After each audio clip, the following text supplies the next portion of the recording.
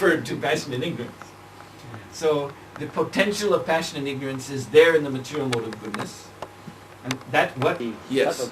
Yes. So for a time, one is in sattva guna, very peaceful, but then those lower modes grow up, and then the rajogun becomes prominent, and tamogun becomes prominent. This is actually, as you could say, a cycle of frustration, more or less. One starts off in the mode of goodness. Everything's peaceful, nice, but what happens? We get bored, because mode of goodness is still material. So there's a ceiling on everything. You see, Maya means limitation. Maya means measure, and measure means Maya literally, that's one translation of Maya, as measure, and measure means limitation. You see, you say 1 foot, that's not 2 feet, that's 1 foot. You say 2 feet, that's not 3 feet, that's, limitation. So material mode of goodness is a limitation of consciousness. It is, of the 3 types of material limitations, it's the best. It's recommended, but it's still a limitation. So therefore, there will be frustration. Because consciousness, the energy of the soul, wants to expand unlimitedly, because we are supposed to be Krishna conscious, and Krishna is unlimited. You see? So in the mode of goodness, there's a limit. And so we get bored, just being in the mode of goodness. And when we get bored, what happens? We're agitated. And we start to look around, what else is there? What else? This is already the mode of passion coming up. And then we start, new ideas, mode of passion. New, different, go for it. One gets all excited, wow, something new, around the corner, over the bend, let's get it. Over the hill. You see, all excited, running, rushing out. And then working very hard to acquire this thing. And gradually working oneself into frustration. Either one can't acquire it, sour grapes, you see, or one does acquire it and finds that after so much work it doesn't make me happy anyway. And then one becomes more frustrated, discouraged. This is the beginning of the mode of ignorance. Oh, to hell with it. What is all this for? I'm tired of it all. And you just want to sleep and drink and just become mad. And then after that, after totally giving in, this is the mode of ignorance, just totally giving in to anything and everything. No resistance anymore, just because it doesn't matter. And one becomes so low down, disgusted, that something wakes up, that I can't go on like this. I can't, just float like a stool in the toilet water. I have to get up and get myself together. Mode of goodness again, you see. I'll get myself together now. I'll control my senses. I'll control my mind. So mode of goodness again. Everything peaceful, nice, I'm pure. And then, but what else is there? So these are the 3 modes. You see? So one leads to the other.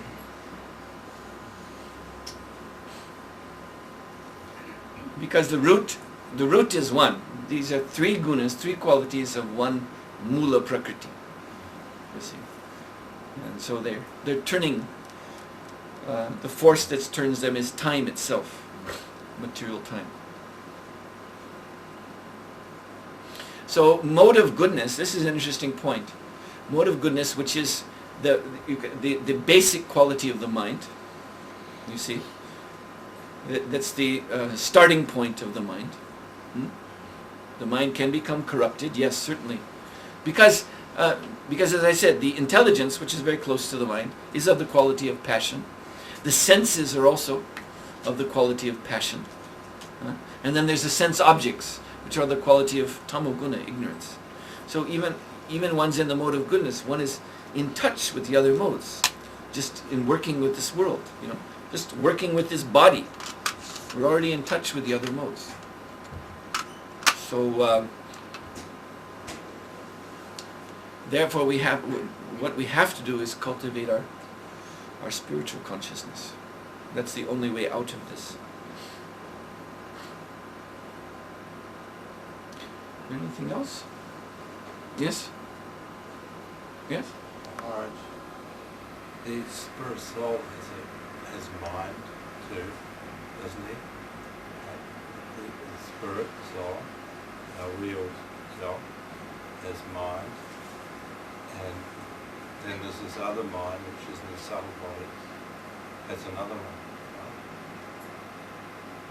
The spirit soul, at present, situated in the heart, is a spark or a seed.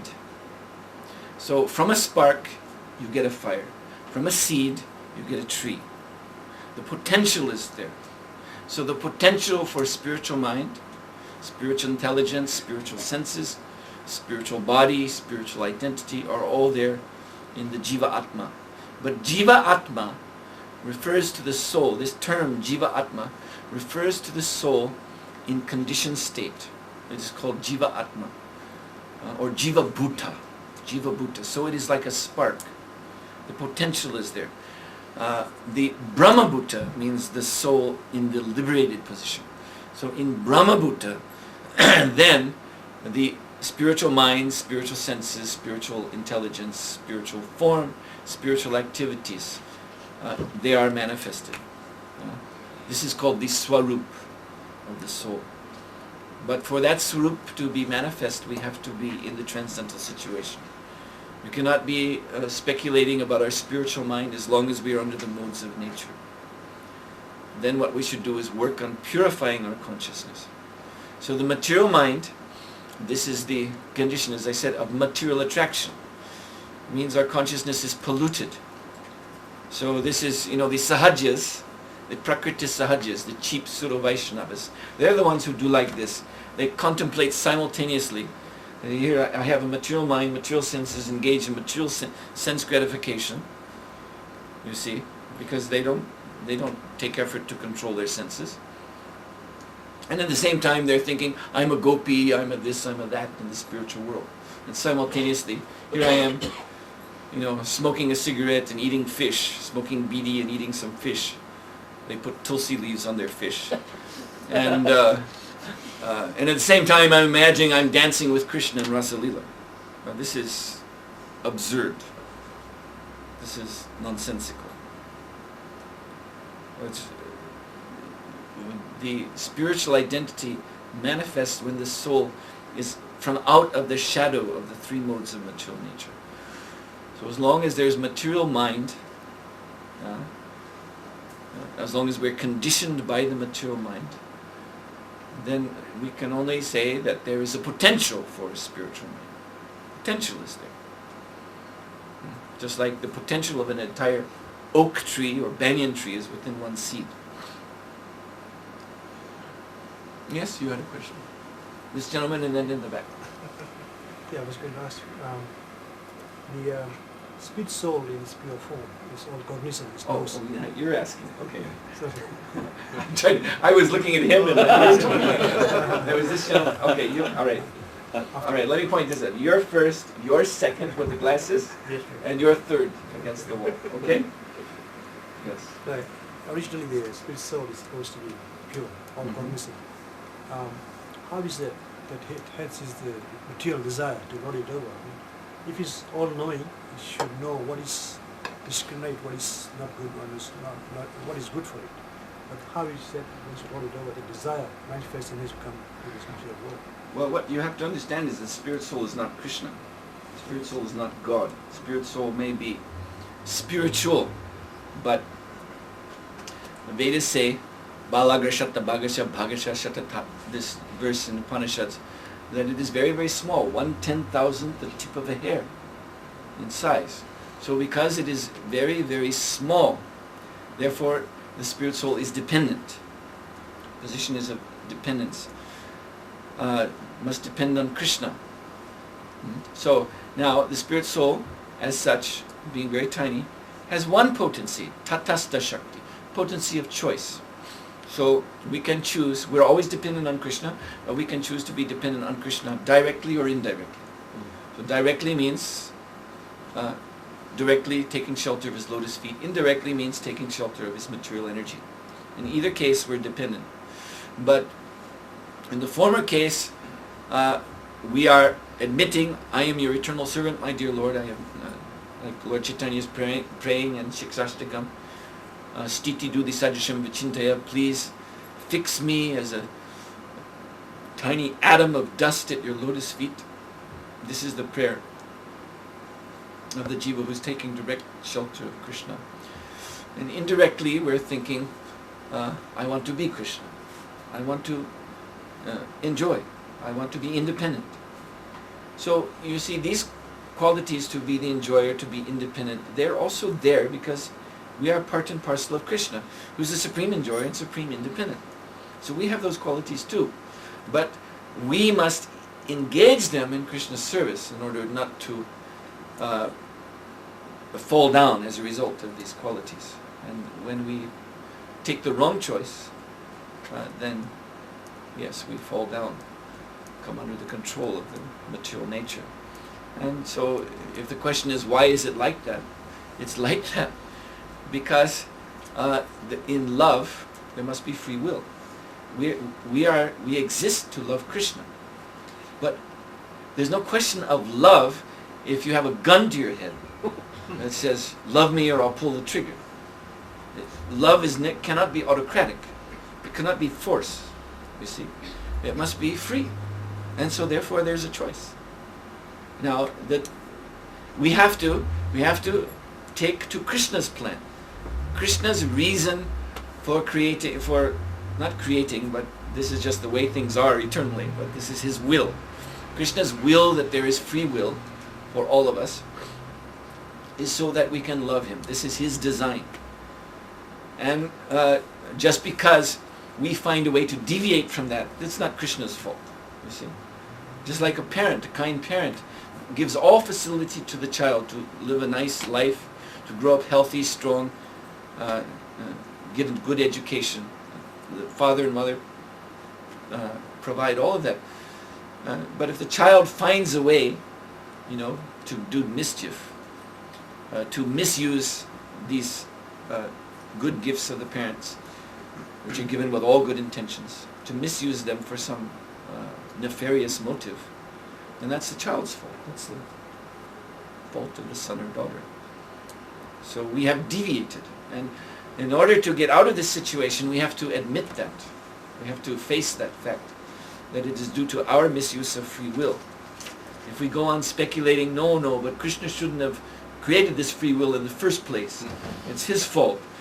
The devil made me, like they say, the devil made me do it, or God made me do it. Always trying to thrust the blame on some higher power. Then we will never come to grips with our own problem. You see, it's our own problem that we have to solve. So free will is there for us to engage lovingly in Krishna's service, and then we will have this rasa, this transcendently satisfying relationship with the Lord, in which all desires are completely engaged in Krishna's service. Okay, next question. I hope I can frame it right. Maharaj said mind wants to live in this material world, and it's made up of the desires are the main ingredients of mind. Desires would want to... Mind is the storehouse of desires. Sorry. And so desires are, they want to make us stay, make the mind stay in the material world. Now, is it that these desires are manipulated, whereby it creates its own way where it interacts with us, the spirit soul, in various ways? Is it that Maya interacts with the desires? Well, actually, now you see, now you're bringing us into tomorrow's seminar subject, which is of relationships. You're talking right there about a fundamental relationship. And this is, I will expound upon that at length tomorrow, but just briefly now, I think what you're touching on is the relationship of the soul as a pure entity, non-material entity, with mind and with desires, which are material things. And I suppose you're wondering about how these material things, how they overcome the mind, which is spiritual. So it is by identification. And I'll give you a very apt analogy. When a person goes into a cinema house to watch the latest Amitabh Bachchan movie, so he's very excited, and he goes in this big hall, and there are many seats there, so he picks a nice seat to get a very good view of the screen. And so what happens? He sits there comfortably, he's anticipating, he's identifying very much with this movie that's going to come. He really, wants that to happen. He's open, accepting to this experience. So everything that follows, he's eager for it to happen, you see. So the lights go down. Now when I explained about the conditioning of the soul, this is literally what happens first of all.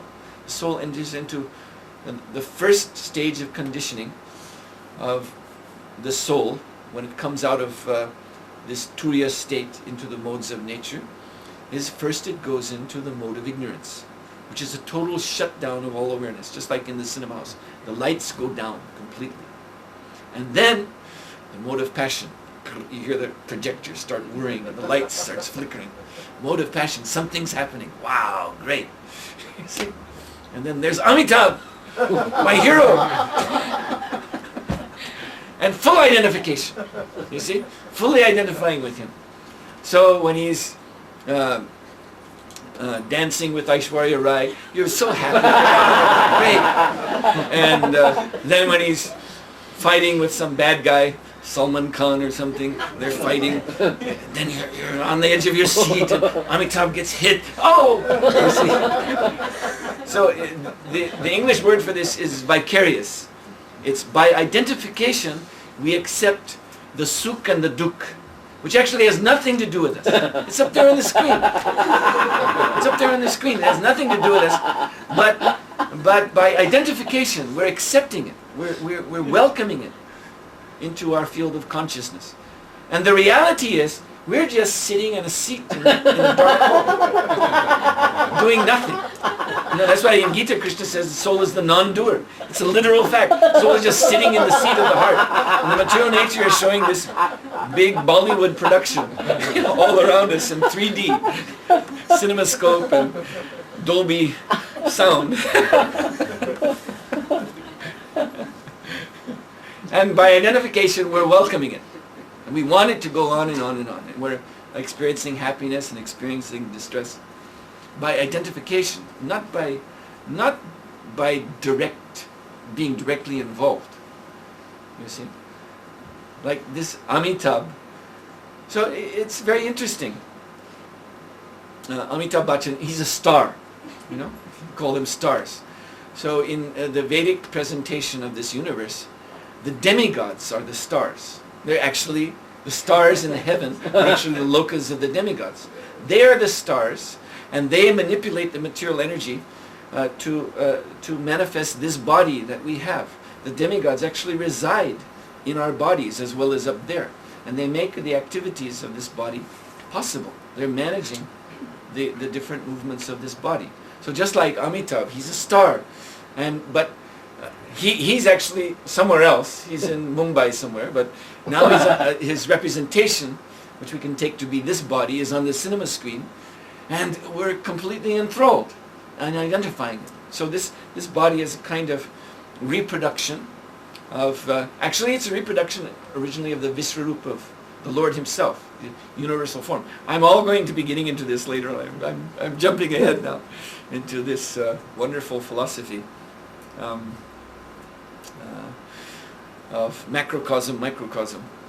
So anyway, this material body we have, it's a tiny reproduction of the Vishvarup, the universal form of the Lord, which is, as Ramanujacharya says, the universal form. This whole universe is the material body of Vishnu, and so it's microcosm. That's the macrocosm, and this is microcosm of microcosmically reproduced as this body, and the strings are being pulled by the devatas, you see, who are the stars, you see, and there's a script writer. It's all according to our karma. A script is written, and a location is, and cameras are set up, and makeup is there, and costuming. All of that is provided by the demigods. And then we just do the dance, the song and dance, and acting, and dancing around the tree, and all that. And actually we're not doing. That's all projected on the screen of Maya, the screen of the material energy.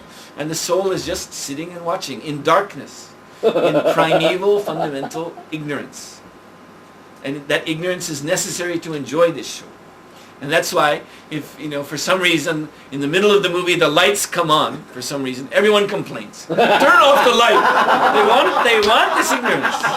They want it. They want to be in darkness. Otherwise you can't enjoy it. You can't enjoy it.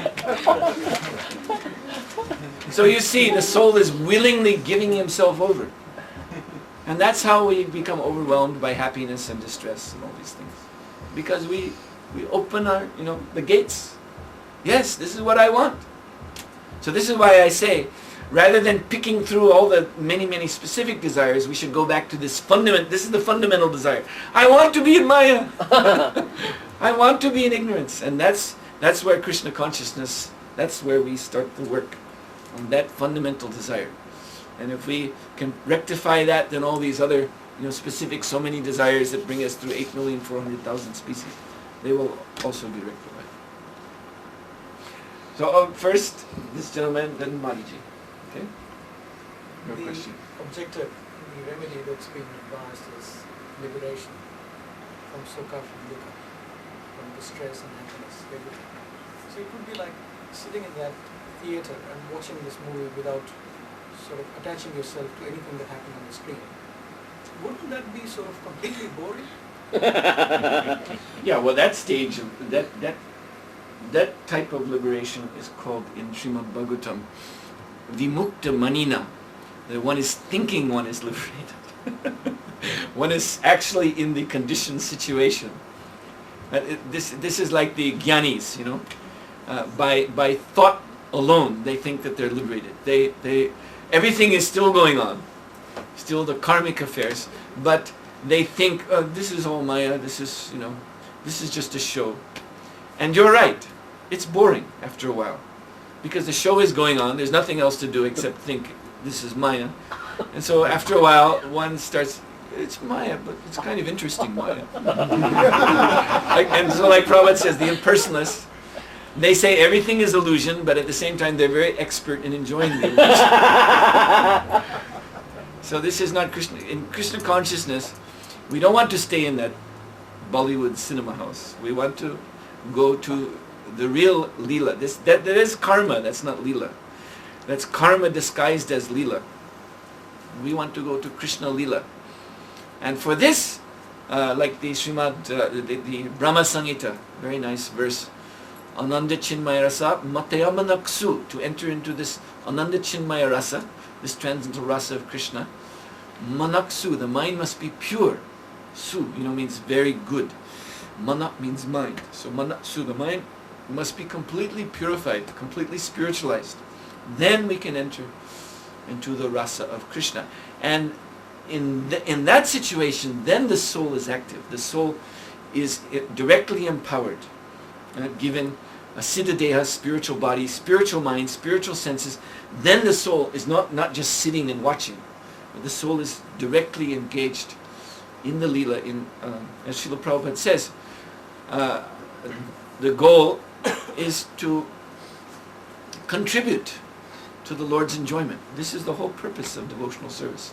So the perfection of that cultivation of we're trying to contribute to the Lord's enjoyment is realized in the spiritual world when one has one's siddha deha, spiritual form, and is directly engaged in Krishna's pastimes, rendering loving service. So this is the real Leela, and this is the real kata, this is the real discussion, the real thing to talk about. This is the real meditation. Krishna is the real star. You see, actually it's wonderful also in Bhagavatam we find Krishna has one of his names is Natyadhar, which means the great actor. He's the original actor. You know, Amitabh Bachchan is millions and millions of times removed from Krishna. Just a tiny, material reflection of Krishna's original acting prowess. So Krishna's activities, his leelas, this is actually the play which we are meant to absorb ourselves into and participate in directly. Mataji, you have a question? How can we know that we have had taste of controlling the mind? How can we know that we? How can we know that we have had a taste of controlling the mind? I had a taste? Well, I mean, it's it's not very easy to control the mind. But if one is trying to control the mind, how does one know that one has controlled it? Well, this is the danger. To control the mind, we have to get off the mental platform. And if we're asking questions like this, how do I know that I know that I know that I know? It goes, this is the mental platform. You know, it's like, this is called regressum ad infinitum in philosophy. It's, you keep backing up. How do I know? How do I know that? How do I know that? How do I know that? How do I know that? How do I know? This is the mental plane. This is a very nice way of understanding if you're on the mental plane. So, real control, actually to control the mind. Actually we can't control the mind. Only Rishikesh, Lord Krishna, controls the mind. But we have to, I mentioned already, viveka, we have to come to the position of discrimination.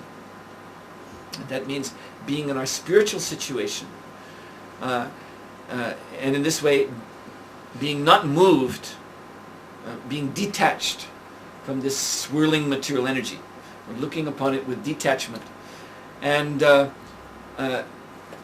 but not as the jnanis do, as we just described, but as devotees. That means in devotional service we are detached from this energy, not trying to control and enjoy it, but trying to utilize it for Krishna's service, and depending on Krishna as the supreme enjoyer to facilitate our devotional service. You see, here we are, we're here in this Kali Yuga, very dark, materialistic time, trying to serve Krishna. So whatever opportunity we have to serve the Lord, whatever nice facility there is to serve the Lord, that is given by Krishna, that is His mercy. And similarly the mind itself, to bring the mind under control, to make it peaceful, to make it agreeable to devotional service. That is Krishna, Krishna's mercy. So we have to be in our spiritual position, praying to Krishna. I am, my dear Lord, I am, just like we heard Srila Prabhupada say, Gopi Bharta Parakamalaya Dasa Dasa Anadasa. We should be in this position, eternal servant of Krishna.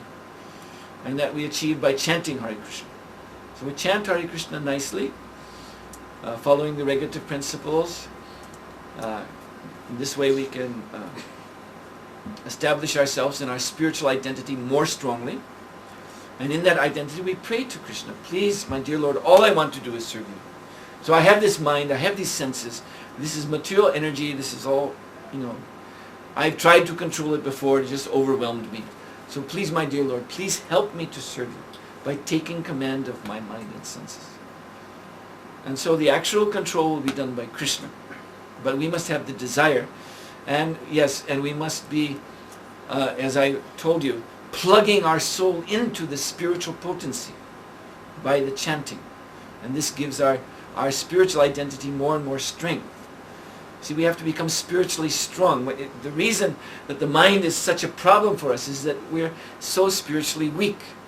It's like a candle, a little candle flame, and the window is open, and the wind is blowing in. And so the candle flame is flickering, threatening to be blown right out. So we have to make these arrangements, to close the window and make the flame very strong and steady. Would you say that controlling controlling the senses, you control the senses with the mental intellect. But what if you're controlling the mind, not the senses, I mean the mind, would you be using your intellect more? And of course you'd have to use your memory. You'd have to use your memory a lot to control the mind, wouldn't you? You have to remember what you've read in the scriptures, which is so difficult. Mm-hmm. It's terribly difficult, I find, to remember what I've read in the scriptures and apply it to controlling my mind with my intellect. Yeah, that is there. It's very difficult. But all of this, we have to draw strength from the spiritual nature itself, and therefore the basic thing is to be chanting the Hare Krishna Maha Mantra. Because if you chant, then you will remember. You see, Shravanam, Kirtanam, Vishnu Smaranam. Hearing, chanting, remembering. You may not be able to remember 700 shlokas of Gita, see, all the time. But you can remember Hare Krishna, Krishna Krishna, Hare Hare, Hare Rama, Rama Rama, Hare Hare. And we have to cultivate that remembrance by always chanting. That's what we really have to work on. And then if we can keep this vibration always turning in our consciousness, the Hare Krishna Maha Mantra, then yes, the memory will be naturally be strengthened, and the intelligence will naturally take charge of the mind, and the mind will naturally take charge of the senses. But all of this has to, the beginning strength has to come from the spiritual platform. If we're spiritually weak and trying to struggle with our intelligence and mind, it will be very, very difficult. So therefore there is this basic process of chanting. And that's really what we have to focus on. All right then, I'm going to stop here. So I thank you very much for your kind attention. And I invite you all to be here tomorrow, same time, same place. We will continue entering into the subject of relationships, the psychology and philosophy of relationships.